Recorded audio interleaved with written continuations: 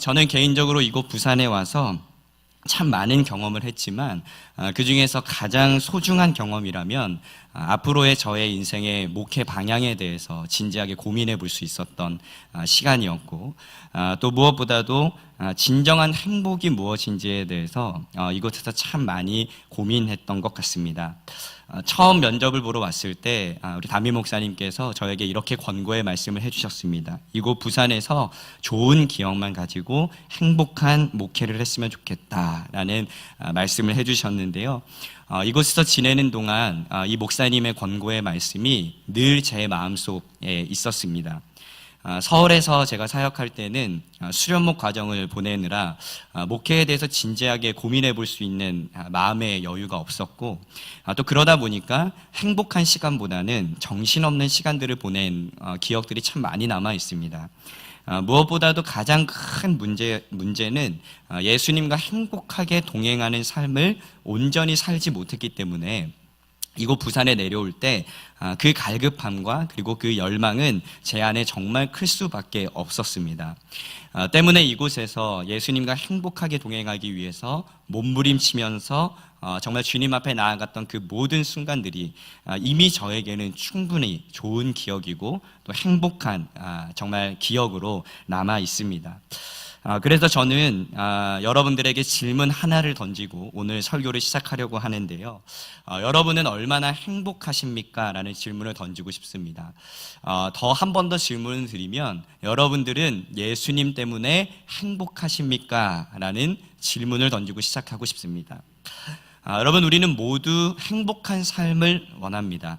그래서 공부를 열심히 하고 또 좋은 대학에 가고 또 좋은 직장, 또 결혼, 아름다운 가정, 또 멋진 차, 또 좋은 집에서 살기 위해서 애쓰고 노력을 합니다. 하지만 우리가 인생을 살아가면 살아갈수록 이러한 세상의 요소들과 기준들이 우리의 삶을 진정으로 행복하게 할 수 있다는 것에 한계가 있다는 것을 깨닫게 됩니다.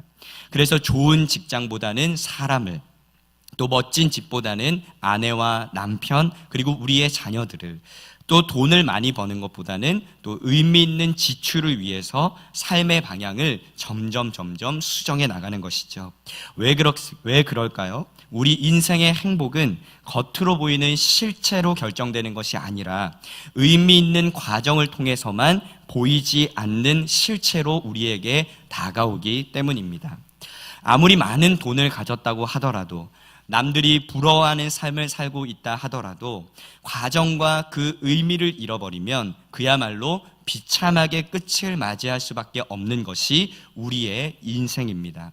그래서 전도서 6장 6절에서는 우리의 인생을 이렇게 표현하고 있습니다. 그가 비록 1000년의 갑절을 산다 할지라도 행복을 보지 못하면 마침내 다 한 곳으로 돌아가는 것뿐이 아니냐. 그렇습니다.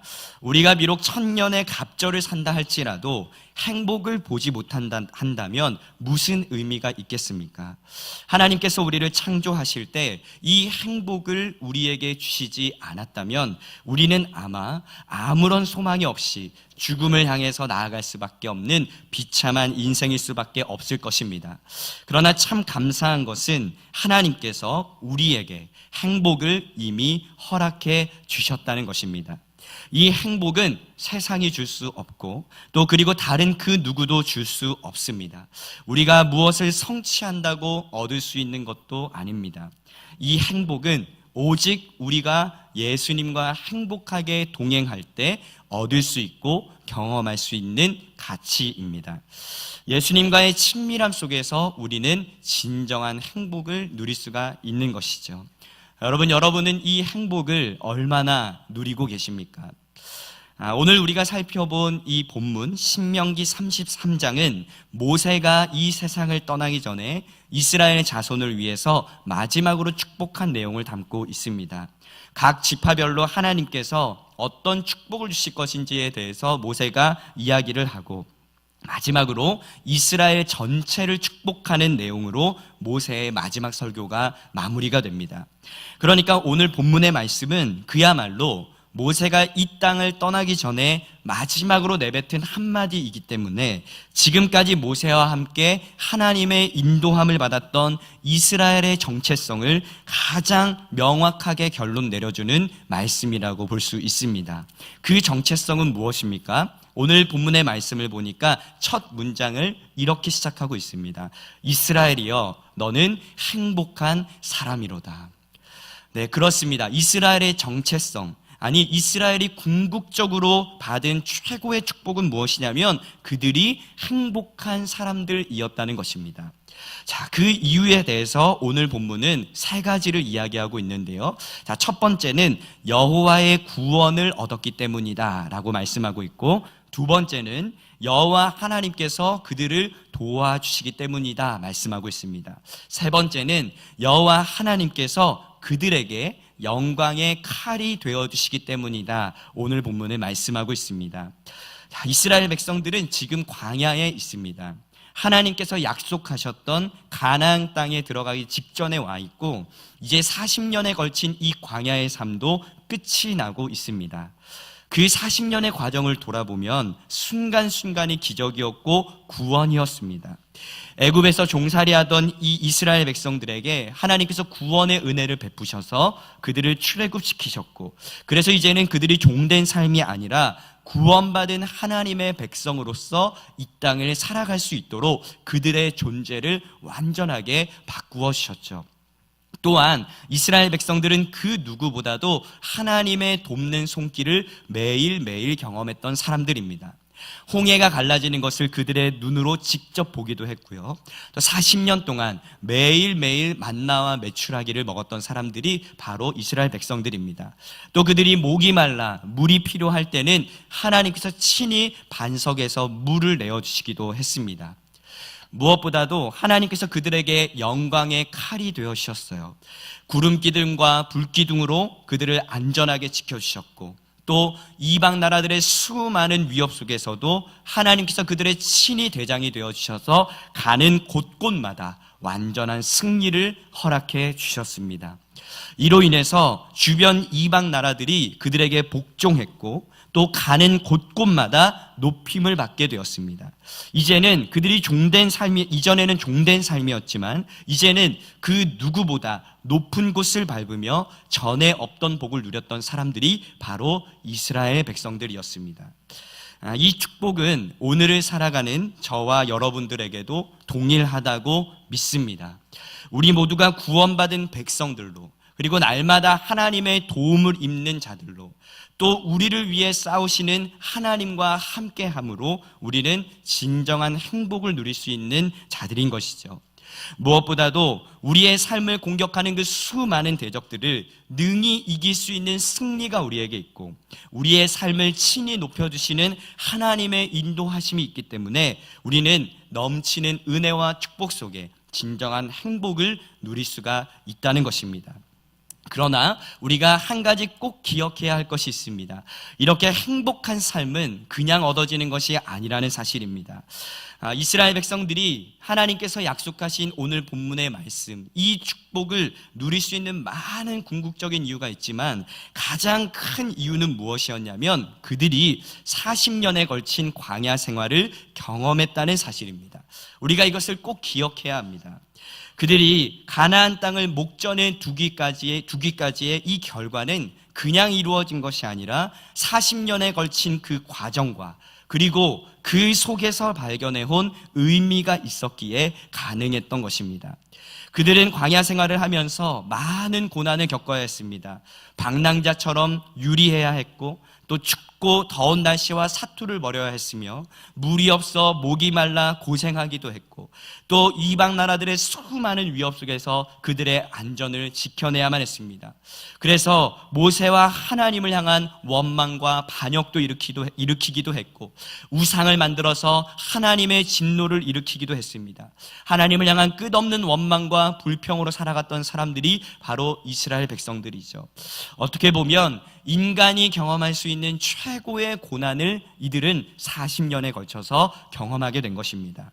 이 40년의 광야 생활을 어떤 사람들은 실패라고 규정을 합니다. 그러나 저는 또 다르게 생각해서 이것이 꼭 실패만이 아니라 정말 진정한 의미 있는 성공이라고 생각됩니다.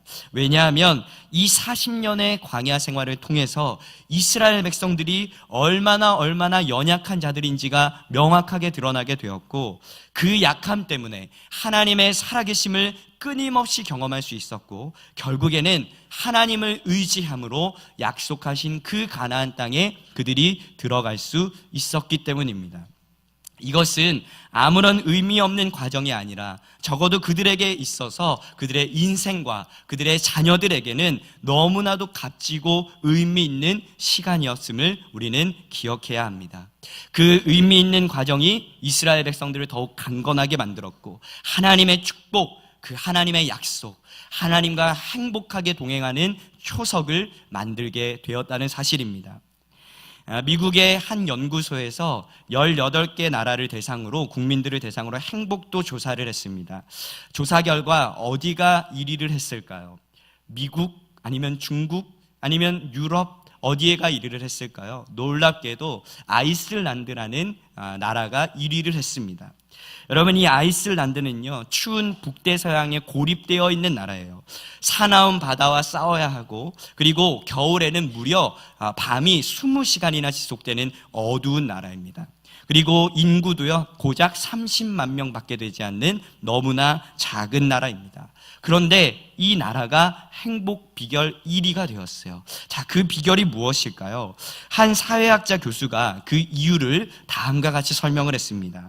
아이슬란드인들의 행복의 비결은 생활의 안락함이 아니라 오히려 불편함에 있다고 믿는 사실입니다. 불편함 속에서도 아이슬란드인들은 자신들이 가진 환경을 즐길 줄 아는 것입니다 라고 설명했습니다. 그렇습니다. 우리의 삶에도 많은 고난이 있습니다. 정말 생각하기도 싫고 너무나도 피하고 싶은, 그래서 하나님이 참 원망스러운 고통의 시간들이 다 우리에게 있어요. 각자 모양과 환경이 다 다르긴 해도 삶에서 느끼는 그 무게는 아마 다 동일할 것입니다. 그때 우리는 무너지면 안 됩니다. 다시 한번 약속의 말씀을 굳게 붙잡으셔야 합니다. 나의 삶에 있는 고난 때문에 인생이 실패했다고 생각하는 그 어둠의 테두리에서 벗어나셔야 합니다.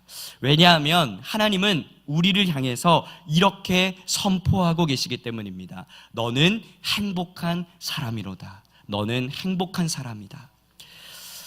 어느 여대생이 있었습니다. 이 여대생은요, 한쪽 다리가 다른 쪽 다리보다 조금 짧았어요. 그래서 먼 거리를 걸어가야 할 때는 항상 목발을 짚고 이동을 했어야 했습니다. 이 자매가 다니는 학교가 산 중턱에 있었는데요, 때문에 그 학교에는 가파른 계단이 유난히도 많은 학교였습니다. 그러니까 한 계단 한 계단 목발을 짚고 올라가기가 얼마나 힘들었을까요? 그럼에도 불구하고 이 자매의 얼굴은 언제나 환하게 밝게 빛나고 있었습니다. 어느 날 그의 곁에서 함께 계단을 올라가던 같은 과 여학생이 그녀를 바라보면서 안쓰러운 듯이 이렇게 얘기했습니다. 하나님이 너에게 기적을 베풀어 주셔서 너의 그 짧은 한쪽 다리를 길게 늘려주셨으면 좋겠다. 그러자 이 자매가 이렇게 미소를 지으면서 친구의 말에 아멘이라고 크게 대답을 하면서 활짝 웃었어요. 그래서 친구는 다시 자매에게 물었습니다. 그런데 너는 어떻게 하다가 그런 장애를 갖게 됐어? 물어봤어요. 그래서 이 자매가 주저하지 않고 이렇게 대답했습니다. 어릴 때 내가 소아마비를 심하게 앓았어. 그 말을 들은 친구가 너무나도 안타까워서 그런데 이렇게 물어봤어요. 그런데 너는 어떻게 그렇게 행복해 보일 수가 있어? 내가 너를 볼 때 언제나 너의 얼굴을 보면 행복해 보이는데 그 이유가 뭐야? 이렇게 물어봤어요. 그러자 이 자매님이 이렇게 대답했습니다. 그야 내 마음이 건강하니까 그렇지. 내 몸에 장애가 있다고 해서 내 마음까지 병든 것은 아니야. 여러분, 그렇습니다. 행복은요, 어쩌면 우리의 믿음에 달려 있습니다. 우리 안에 주님을 향한 분명한 믿음이 있다면 우리는 정말 행복한 삶을 살아갈 수 있는 겁니다. 우리가 육신적으로 그리고 상황적으로 고통스러운 삶을 살아간다 할지라도 예수님과 행복하게 동행할 수만 있다면, 그리고 그 주님을 믿음의 눈으로 바라볼 수 있는 눈이 열린다면 우리는 놀라운 축복과 더불어서 하나님이 주시는 행복을 날마다 경험할 수가 있는 것이죠. 여러분, 이 은혜와 축복이 우리 사랑하는 모든 교우분들에게 있기를 주님의 이름으로 축복합니다. 여러분, 제가 군대에 있을 때 가장 인생 통틀어서 가장 행복한 시간을 보냈습니다. 여러분, 대학교 2학년을 마치고 군대를 갔는데 호기롭게 제가 떠났습니다. 군대 정도야 내가 잘 감당하고 돌아올 수 있을 거야, 멋지게 인사하고 떠났는데요, 막상 군대를 가보니까 익숙하지 않은 생활 패턴, 그리고 고된 훈련이 막 다가오니까 생각보다 몸과 마음이 너무나도 힘이 든 겁니다. 그래서 훈련소에 간 처음 주일 예배를 드리러 예배당을 가는데요, 멀리서 십자가가 보이는 겁니다. 그 십자가를 보고 얼마나 펑펑 울었는지 아직도 그 눈물 흘렸던 기억이 생생하게 기억이 나요. 힘든 훈련을 다 마치고 하반기 훈련을 받은 후에 자대 배치를 받았는데요, 차라리 훈련소 때가 좋았다라는 것이, 이 말이 실감이 나더라고요. 자대를 갔더니요, 지옥이 있다면 여기만큼 더 힘들지 않겠다 싶을 정도로 너무 힘이 든 겁니다. 그런데 여러분, 이상하게 저의 인생에 있어서 이 군생활은 가장 행복한 기억으로 남아 있습니다. 왜 그럴까요? 처음 자대 갔을 때는요, 적응하느라 쉽지가 않았어요. 업무도 힘들고 훈련도 힘들고 관계도 너무 힘들었습니다. 그런데 너무너무 힘이 들다 보니까 무엇인가 의지할 필요가 생기기 시작했어요. 그래서 정말 간절한 마음을 가지고 성경을 펴서 읽기 시작했습니다. 정말 부끄러운 이야기지만 군대 가기 전까지 이 성경을 한 번도 제대로 제가 통독해 본 적이 없기 때문에 더욱더 간절한 마음을 가지고 성경을 읽고 또 읽었어요. 그리고 그 읽은 말씀을 기억하고 또 기억해서 기도할 때 그 말씀 붙들고 기도했습니다. 그러면서 제 안에 감사와 기쁨이 조금씩 생기기 시작한 거예요. 환경은 바뀌지 않았지만 예수님으로 인해서 제 마음이 바뀌기 시작한 것이죠. 처음에는 힘들었던 군생활이 얼마나 감사하던지, 밥 공짜로 먹여주죠, 공짜로 재워주죠, 옷도 주죠. 여기가 내 신앙생활을 제대로 훈련받을 수 있는 진짜 영적 훈련소가 될 수 있겠구나. 날마다 감사와 은혜 속에 군생활을 마무리할 수 있었습니다. 그런데 반대로 제가 군대를 제대하고 저희 어머니가 뇌출혈로 쓰러지셔서 오랫동안 병원 생활을 해야 됐을 때 정말 너무너무 힘이 들어서 하나님을 향한 원망과 불평이 거의 하늘 끝까지 오르게 되었습니다. 몇 년 동안 하나님의 침묵이 너무나도 길어지니까 행복은 둘째치고 제가 절망의 늪에 빠지지 않기만을 간절히 바랄 정도로 너무나도 고통스러운 시간들을 보냈어요. 여러분, 상황은 조금 다르긴 했지만 저는 문제 자체를 바라보는 눈이 달랐습니다. 군대에 있을 때는 감사와 행복함으로 가득했지만 어머니의 병원 생활에서는 절망과 두려움으로 가득했던 것이죠. 어떻게 보면 저는 하나님께서 어머니를 완전하게 치유해 주시기만을 바랬지, 그 일을 통해서 하나님이 저에게 무엇을 말씀하기를 원하시는지, 그리고 이 과정을 통해서 저의 삶에 하나님께서 어떤 의미를 더해 주시기를 원하시는지에 대해서는 조금도 관심이 없었던 거죠. 그러니까 의미 있는 믿음의 과정을 포기하고 지나친 결과에만 집착해서 예수님과 행복한 동행을 누리지 못한 것입니다. 사랑하는 여러분, 주님 안에서의 진정한 행복은요, 의미 있는 과정을 통해서만 얻을 수 있습니다. 하나님은 우리의 어떠함 때문이 아니라 있는 모습 그대로를 사랑하시고 우리의 삶의 결과보다 과정을 통해 얻게 되는 의미에 더욱 관심이 있으십니다. 우리가 만약 너무나도 완벽한 존재라면 이 과정과 의미가 필요 없을지도 모릅니다. 하지만 우리는 너무나도 연약한 존재들이고 불완전한 삶이기 때문에 더욱더 그 과정과 의미가 필요한 인생입니다.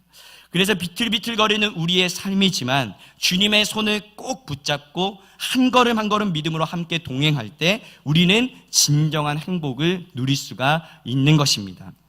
원하기는 이 은혜와 축복이 우리 모두에게 있기를 바랍니다. 너는 행복한 사람이로다 라고 말씀해 주시는 이 주님의 음성이 우리의 귀와 우리의 심령에 들려서 우리의 삶의 진정한 믿음의 열매로 나타날 수 있기를 간절히 소망합니다.